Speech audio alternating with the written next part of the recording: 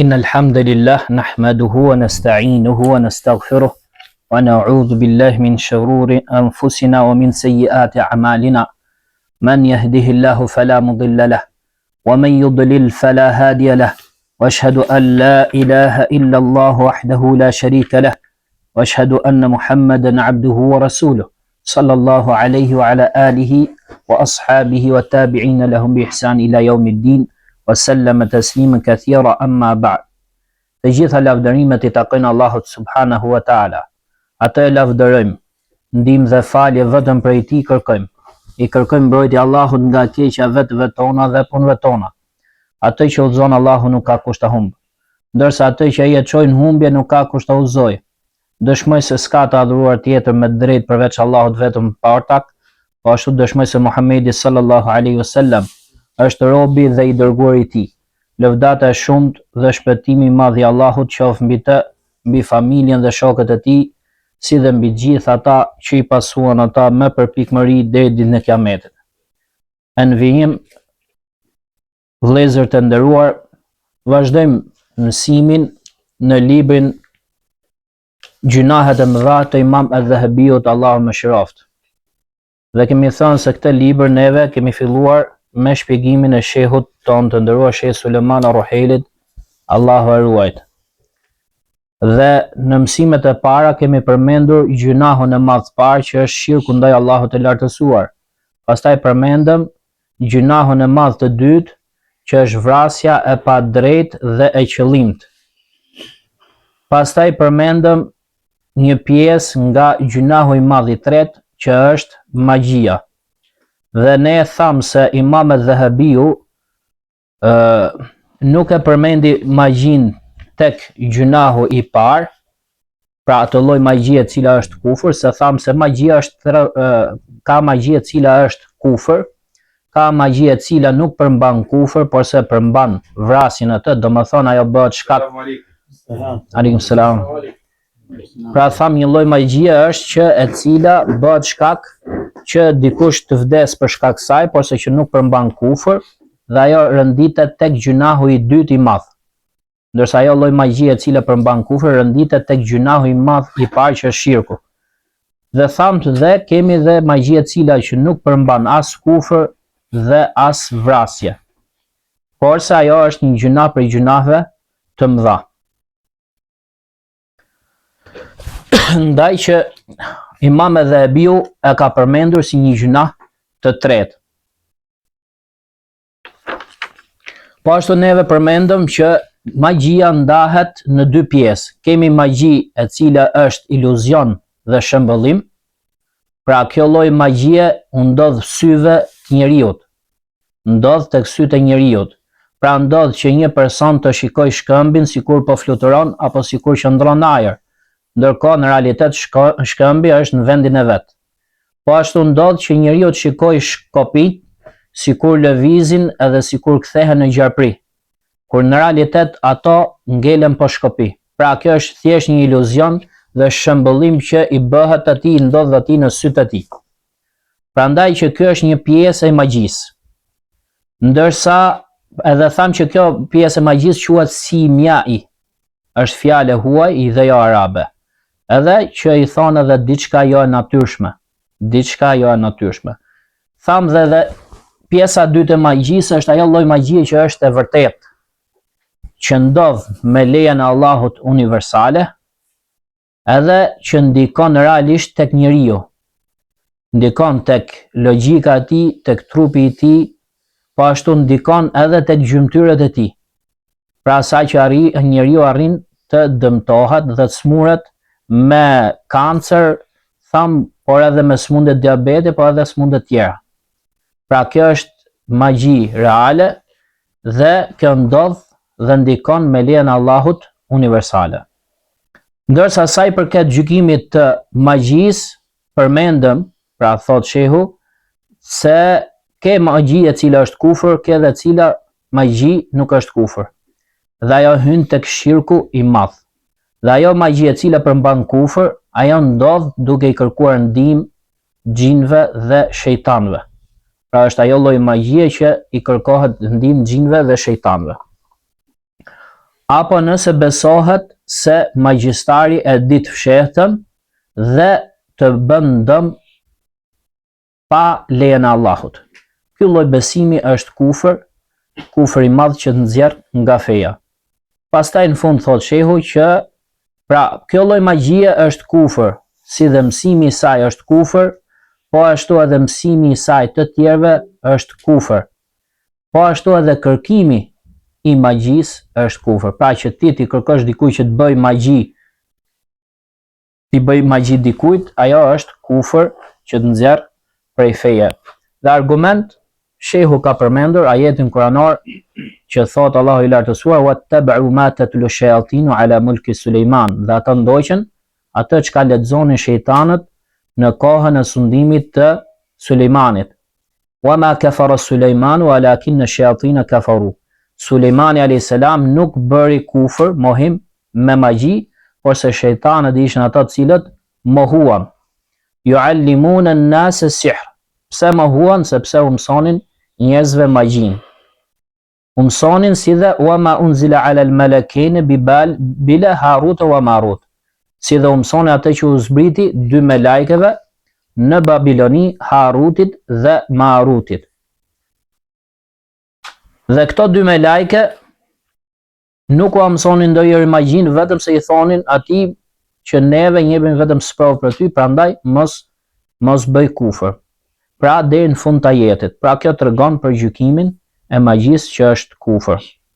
Ndërsa sa i përket magjisë që bëhet me ilaçe, duke mos i kërkuar ndihmë shejtanëve, edhe që dëmton, pra lloj magjisë që dëmton njeriu, atëherë kjo është gjunah prej gjunaheve të mëdha dhe është ndaluar mësimi i saj si dhe mësimi të tjerëve. Po ashtu edhe kërkimi që të bëhet kjo lloj magjie. Pra të gjitha këto ne i përmendëm në radhën e kaluar.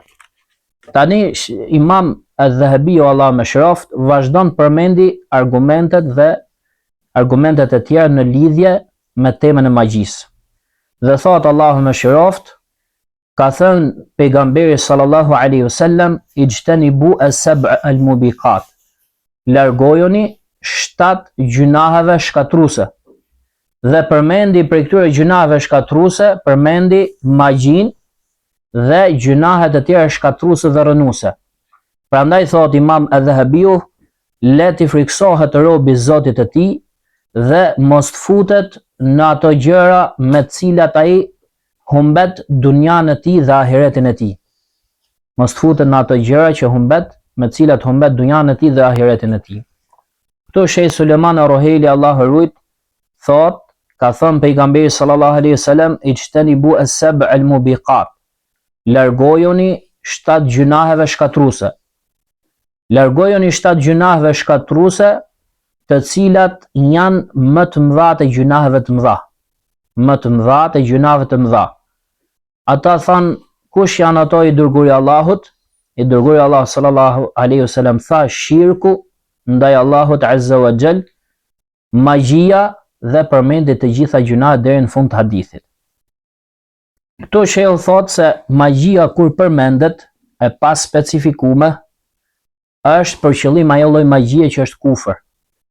Është për qëllim ajo lloj magjie që është kufër.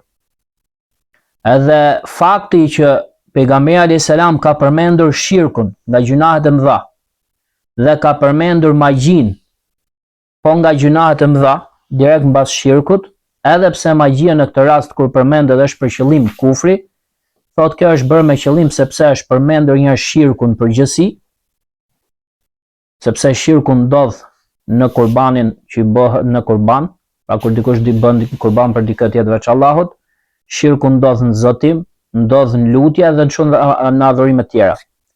Pra ka përmendur shirkun përgjithësi, pastaj ka përmendur magjin, e cila dhe kjo në vetvete është një kufër dhe shirk i veçantë. Pra ka përmendur atë që është e përgjithshme, pastaj ka përmendur atë që është më e veçantë. Thot Imam Az-Zahabiu Allahu më shëroft, po ashtu ka ardhur nga pejgamberi sallallahu alaihi wasallam se ai ka thënë, haddu s-sahiri darbuhu bis-sayf. Ndëshkimi i magjistarit është që të vritet me shpatë. është që të vritet me shpatë. Mirë po thot Imam Adh-Dhahabiu, e sakta është se kjo fjalë është fjala e Gjundubit radhiyallahu anhu. Pra Gjundub ibn Abdillah al-Bajali, sahabiut nderuar radhiyallahu anhu. Pra nuk është fjala e pejgamberit alayhis salam, por është fjalë e sahabiut. Sheikh Sulejman Roheli komenton dhe thot, këtë hadith e ka transmetuar me zinxhir deri tek pejgamberi sallallahu alaihi wasallam, Tirmidhiu, Abdur Razzaku, At-Tabarani, vetëm se thot ky zinxhir është i dobët. Vetëm se zinxhiri i këtij hadithi është i dobët. Pra ky zinxhir është i dobët, mirë po ky hadith është transmetuar edhe me zinxhir tjetër i cili shkon deri tek sahabiu dhe ndalet aty, nuk shkon deri tek pejgamberi alayhis salam. Është transmetuar që shkon deri tek sahabiu tek Gjundubi radhiyallahu anhu, i cili ka vrarë një magjistar vet. Pra vetë ai ka vrarë një magjistar dhe ka thënë që ndëshkimi i magjistarit është që të vritet me shpatë. Apo ka thënë darbuhu bisayf. Pra vrasja e tij bëhet duke goditur atë me shpatë. Dhe këtë e ka transmetuar Daraqutni, Al-Hakim, Bejhakiu dhe e ka saktuar Sheikh Al-Albani, Allahu mëshiroft. Pra ajo që është transmetuar nga ky sahabi është e therë dhe transmetimi sakt. Mirë po ky hadith që ka thonë ky sahabi, ky me gjykimin që ka thonë pejgamberi alayhis salam. Pse? Sepse shehu thotu, sepse këta janë gjëra të cilat nuk mund thuhen nga mendja. Pra këta janë gjëra të cilat kanë bëjnë me derdhjen e gjakut, ose kanë bëjnë me gjëra se kur vritet një person dhe kur jo. Edhe këta janë çështje domethënë të mëdha të cilat nuk thuhen nga mendja. Por se pa tjetër që sahabiu e ka bazuar diku, apo e ka dëgjuar diku nga pejgamberi sallallahu alaihi wasallam, ndaj dhe ai e ka thënë këtë fjalë dhe e ka vepruar edhe vetë. Dhe po ashtu transmetimet dhe etherët tregojnë se magjistari vritet, edhe tregojnë se kjo gjë ka qenë diçka e ditur dhe e vepruar tek selefët tanë të mirë. Pra, në kohën e sahabëve një gjë e tillë është vepruar dhe ka qenë diçka e ditur. Prandaj tham që kjo fjalë, edhe pse është fjalë e sahabiut, por se me gjykimin, sikur e ka thënë pejgamberi sallallahu alaihi wasallam, se është diçka që nuk mund të thuhet nga mendja. Dhe prej këtyre ethereve që janë transmetuar është dhe ky ether që përmendi Imam Adh-Dhahabiu, të cilën sapo e përmendëm. Allahu mëshiroft. Pastaj Imam Adh-Dhahabiu vazhdon dhe thot, po ashtu nga Bejale ibn Abdah, Allahu mëshiroft, transmetohet se ka thënë, na erdhi neve letra apo shkresa e Umerit radhiyallahu anhu një vit përpara se të vdiste, ku thoshte, vrisni çdo magjistar dhe magjistare. Vrisni çdo magjistar dhe magjistare. Thot Sheikh Sulejman Roheli Allahu rrit, thot këtë hadith, këtë transmetim e ka transmetuar Abu Dawudi, Shafi'iu, Abdur Razzaku, Ibn Abi Shayba, Bejhakiu dhe ka saksu Ibn Hazmi, po ashtu Sheikh Ibn Baz dhe Sheikh Al-Albani, Allahu mëshiroft që të gjithë. Dhe në fund të këtij etheri, këtij transmetimi, thuhet faqatalna thalatha sawahir. Dhe kështu ne vram 3 magjistar. Pra Umeri radhiyallahu anhu i ka shkruar këtyre që të vrasin çdo magjistar dhe magjistare. Kështu ata e kanë zbatuar urdhrin e tij dhe kështu thot ne vram 3 magjistar. Pra kjo gjë ka ardhur me urdhër nga Umeri radhiyallahu anhu. Dhe nga vepra atyre që ishin prezent në atë kohë nga sahabët dhe tabiinët e mëdhenj. Pra vrasja e magjistarit me urdhër të Umerit, por edhe nga vepra vetë sahabëve dhe tabiinëve të mëdhenj në atë kohë. Po ashtu transmetohet nga Hafsa radhiyallahu anha se ajo ka urdhëruar për vrasjen e një robreshe e cila i kishte bërë magji asaj. Pra një robresh që ishte robresha Hafsas radhiyallahu anha, ajo robresha i bëri magji asaj. Kështu ajo urdhëroi për vrasjen e saj. Dhe këtë histori ka transmetuar Imam Maliku, At-Tabarani, Bejhaqiu me zinxhir sakt. Me zinxhir të sakt. Madje Qais ibn Sa'd radhiyallahu anhu transmetohet se ka vrarë një magjistar, ashtu sikur se ka transmetuar këtë Ibn Abdul Barr në librin e tij El-Istidhkar. Pra kjo gjë ka qenë diçka e ditur tek selefët dhe e vepruar. Pra vrasja e magjistarit. Dhe ka qenë diçka e vërtet dhe që zbatohesh tek ata.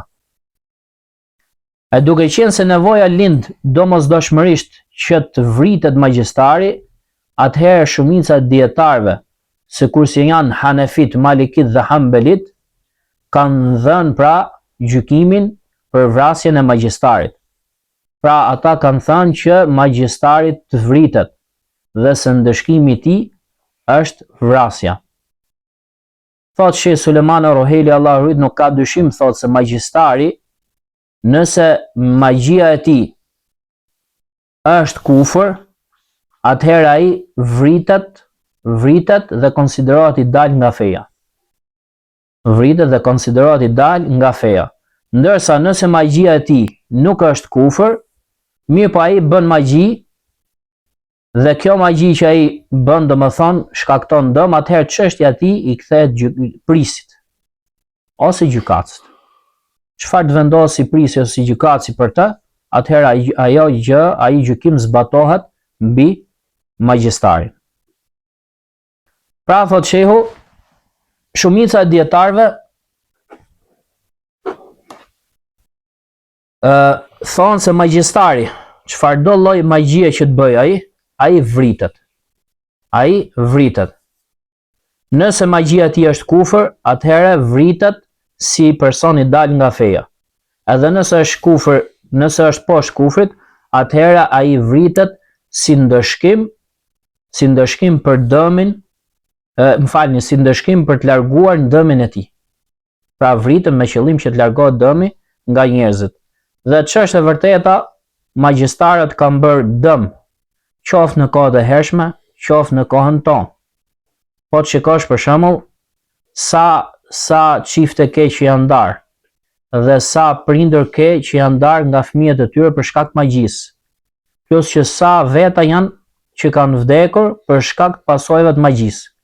Këto s'kan të numëruar në gjithë botën.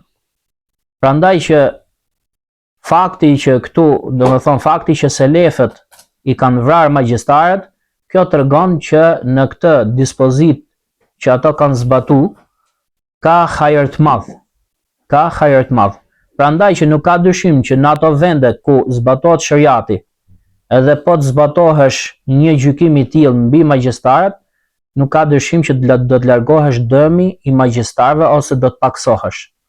Nuk themi që do të largohesh plotësisht, por do të paksohesh shumë. Prandaj që në vende për shembull ku nuk gjykohet me shariat, siç është edhe Shqipëria, çfarë i takon muslimanit bëj kundrejt magjistarëve? Normalisht që nuk i takon individit që të marrë masa ndëshkuese ndaj magjistarit.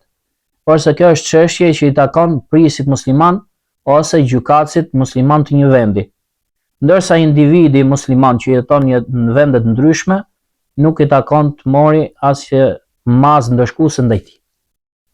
Por se neve mësojmë këto për të kuptuar rrezikun e magjisë, për ditë dispozitat e saj, me qëllim që të ruhemi dhe që të ruhemi qoftë nga sherrri i tyre, por edhe të ruajmë vetët tona që mos bijmë në këtë lloj gjunahu apo kufri, varet nga lloji magjisë që është.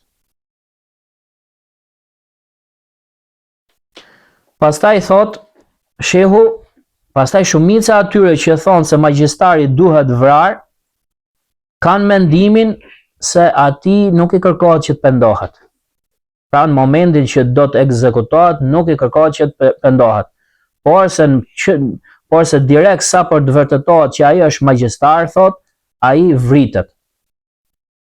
Madje ata thanë, edhe nëse ai shfaq pendim, ai prap vritet. Pse? Sepse Ky është kuptimi i parë i transmetimeve që kanë ardhur nga selefët. Selefët nuk kanë kërkuar prej magjistarit që të pendohet, por se e kanë vrarë me njëherë atë. Pra, kjo tregon, thotë shehu, se magjistarit nuk i kërkohet që të pendohet. Dhe këtu nuk është për qëllim, thotë shehu, se magjistari nuk pendohet, pra në veten e tij. Ajo që është për qëllim është që nuk i kërkohet që të pendohet. Mirë, po nëse ai pendohet vetë tek Allahu i lartësuar me pendim sinqert dhe të vërtetë, atëherë Allahu i lartësuar e pranon pendimin nga të gjitha gjunahet. Mirë, po nëse magjistari pendohet, kjo nuk e hedh poshtë ndëshkimin ndaj tij me vrasje. Përkundrazi, ai vritet, sepse pendimi është çështje që takon atij me Allahun. Prandaj që ajo që duket që është më saktë, thotë shehu, është se në të tilla gjëra çështja kthehet tek gjykatësi. Pra kur magjistari pendohet, a duhet vrarë apo jo. Kjo është çështje që i kthehet gjykatësit dhe gjykatësi është ai i cili shikon dhe studion çështjen e tij. Nëse ai shikon që ai ka shenja përmirësimi, pendim të vërtetë dhe se njerëzit janë sigurt nga dëmi i tij, atëherë ai mund ta hedhë poshtë ekzekutimin e tij, pra nuk e vret atë. Përndryshe, ai mund ta vrasë atë me qëllim që të largojë dëmin e tij nga njerëzit.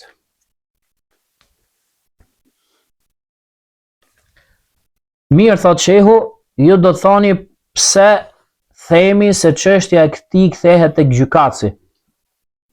Ne themi, thotë,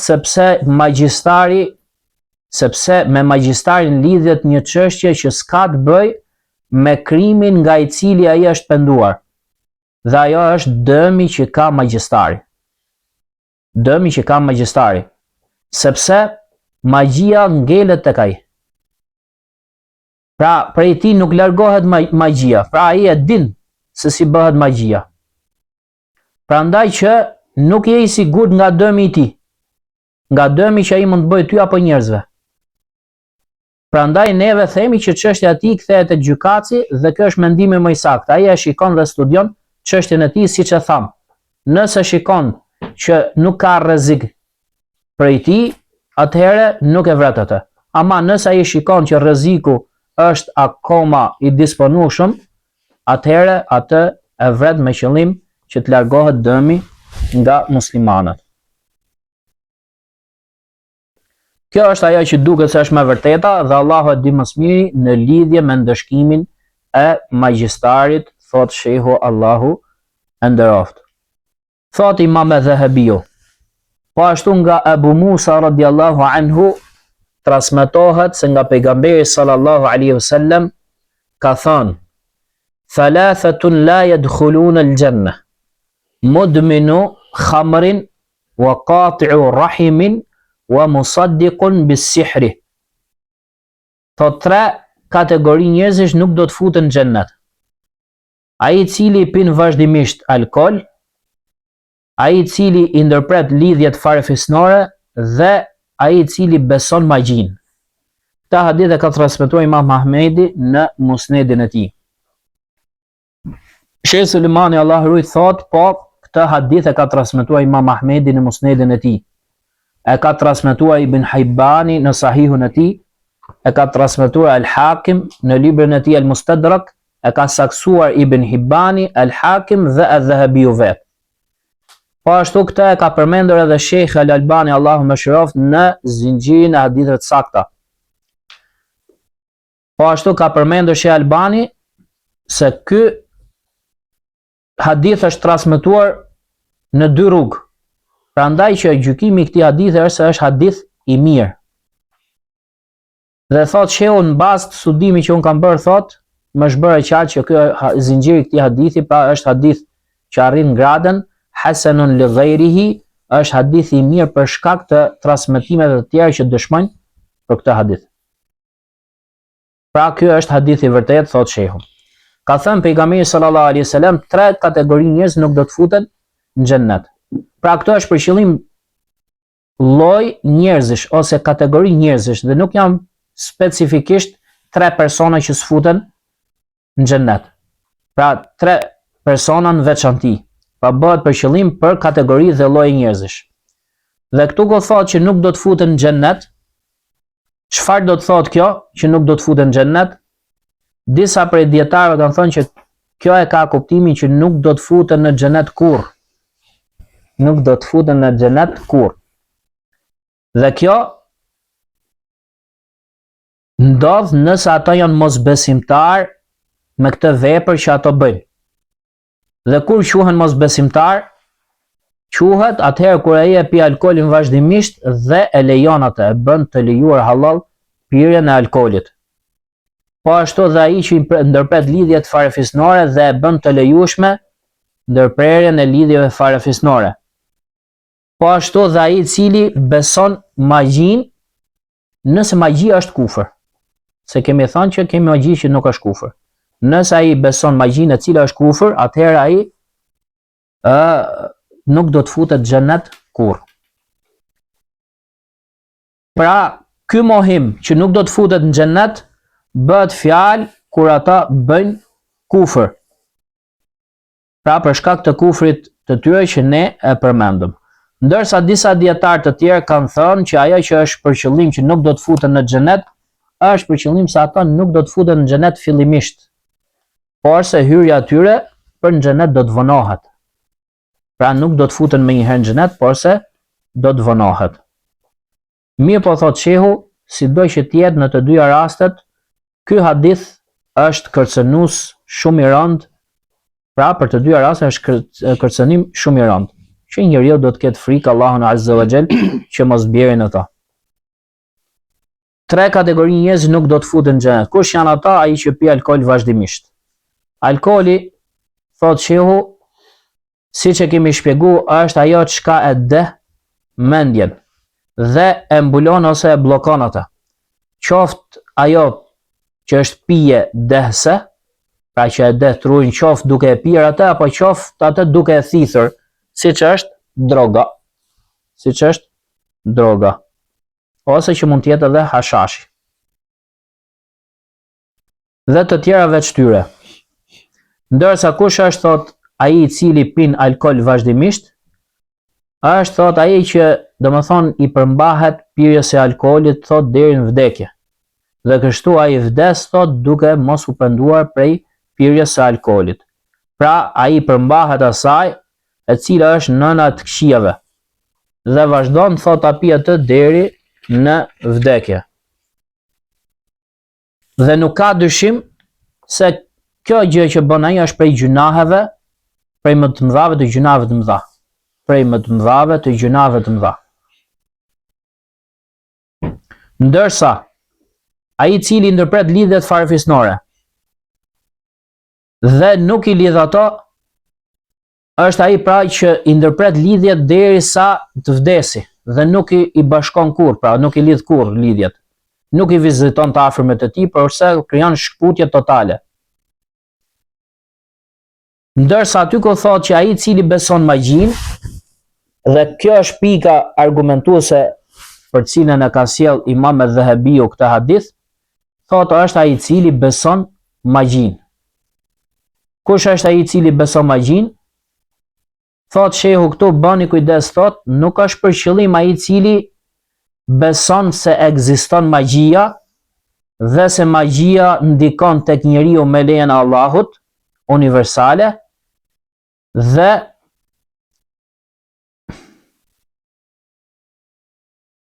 përkundrazi thot shehu, kjo gjë nuk është haram, por se është prej fesë që ti të besosh që ekziston magjia dhe ndikon me lejen e Allahut.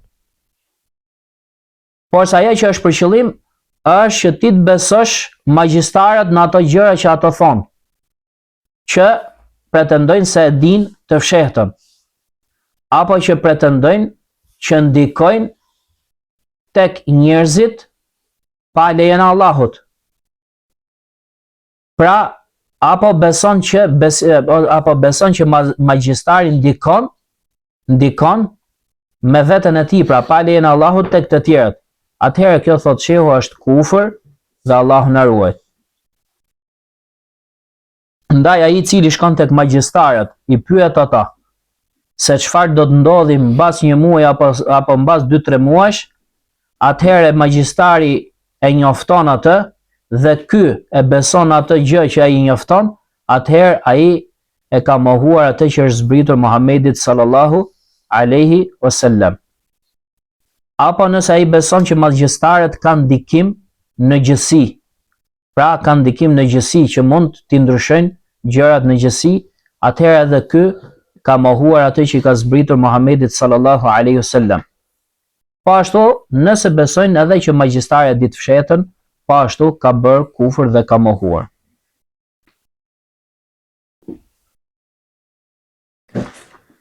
Mjaftohemi me kaq, pasi pjesa tjetër ka nevojë për pak kohë dhe me qëllim që mos zgjatemi. Wa sallallahu ala nabina Muhammad wa ala alihi wa sahbihi wa sallam.